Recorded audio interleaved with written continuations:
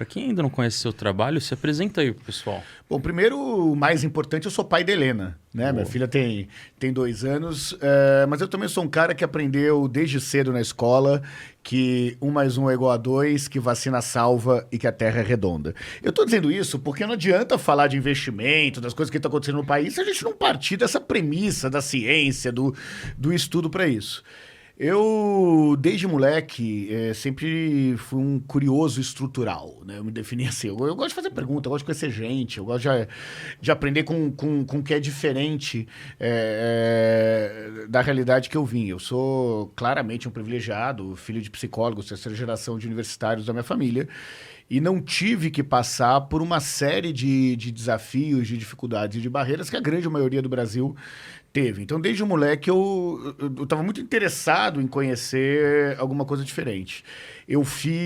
Quando eu estava no 2º colegial, eu decidi sair do colégio particular que eu estudava, né? Eu estudava no Equipe na época e quis ir para um colégio público. Minha mãe falou, nem fudendo, tô estudando pra cacete. Me mato pra pagar a mensalidade, você não vai fazer isso. Eu falei, mãe, mas você não me ensinou a correr atrás daquilo que eu acredito? Então eu vou fazer isso. Minha mãe falou, tá bom, mas eu não vou assinar nada. Eu fui lá, falsifiquei a assinatura da minha mãe. Não falsifiquem assinaturas, tá? Por favor, é errado o que eu fiz. Só pra não ter dúvida com relação a isso, não faria de novo. Tinha 15 anos só, então...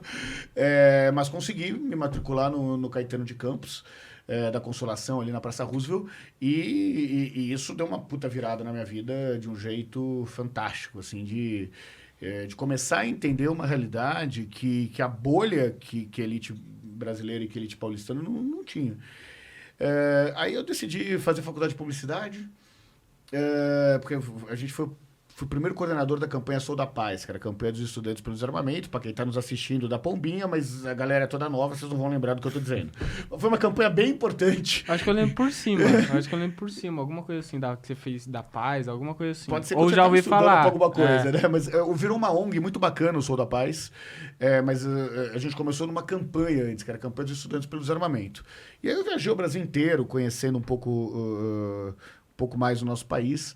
E descobrindo que não dá para fazer nada de verdade se você não pensar de uma forma mais coletiva, de você não pensar num todo. Quando eu estava na faculdade, eu tinha um professor que estava abrindo um instituto de pesquisa que chamava Data Popular, que foi o primeiro instituto de pesquisa que se especializou nas classes C, D e E. Eu construí minha carreira lá, virei sócio, virei presidente disso, até 2015, quando a gente viu que olhar só para a renda da pessoa não servia mais para definir o jeito desse brasileiro pensar, né? Que você tinha na classe A um dono de boteco, Hermenino Matarazzo, que ganha 70 pau por mês, e que não teve as oportunidades de estudar, de formar um determinado capital cultural. E nós temos, por outro lado, na classe C, um professor de ensino médio da rede pública de São Paulo, que fala 2 idiomas, que tem mestrado, e que tem renda de classe C, né?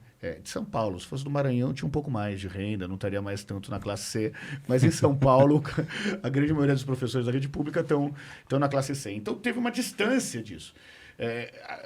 Vocês são uma puta prática do que é isso, quanto que é possível ter um puta repertório, aprender um monte de coisa, ensinar um monte de coisa, independente da origem, independente da cor, independente de onde você vem, independente do que for nessa história. Então não fazia mais sentido ter um instituto de pesquisa que olhasse só para sua renda. E com isso eu vendi o Data Popular e abri o Instituto Locomotiva, que tem 5 anos, continuo estudando bastante essa realidade, mas num aspecto mais amplo da sociedade. Como eu já falei demais, a única última que eu queria falar é que nesse meio tempo, então algo que começou no Data Popular e continua agora, que é uma parceria nossa com a CUFA, com a Central Única das Favelas, que é o Data Favela. O Data Favela é um instituto de pesquisa especializado no território. Ah, Renato, mas você falou que bolso não explica mais cabeça. Não estou discutindo bolso, estou discutindo um território, né? Isso que o IBGE chama de aglomerado subnormal, que tem 18 milhões de pessoas que fazem parte. Para vocês terem uma ideia, eu tenho mais favelado que baiano no Brasil, mais favelado que gaúcho no Brasil. Se existisse um estado da federação é chamado Favela Brasileira, seria o 4º maior estado do país. Né? A gente tem uma população maior do que o Uruguai, a realidade da favela. E por que uma parceria com a CUFA? Aliás, meu abraço pro Preto Zezé, meu abraço pro Celso Ataíde. Porque nós não acreditamos que entender a sociedade passa por um branquelo do centro estudar a favela como se fosse ratinho de laboratório. Não tem nada a ver com isso.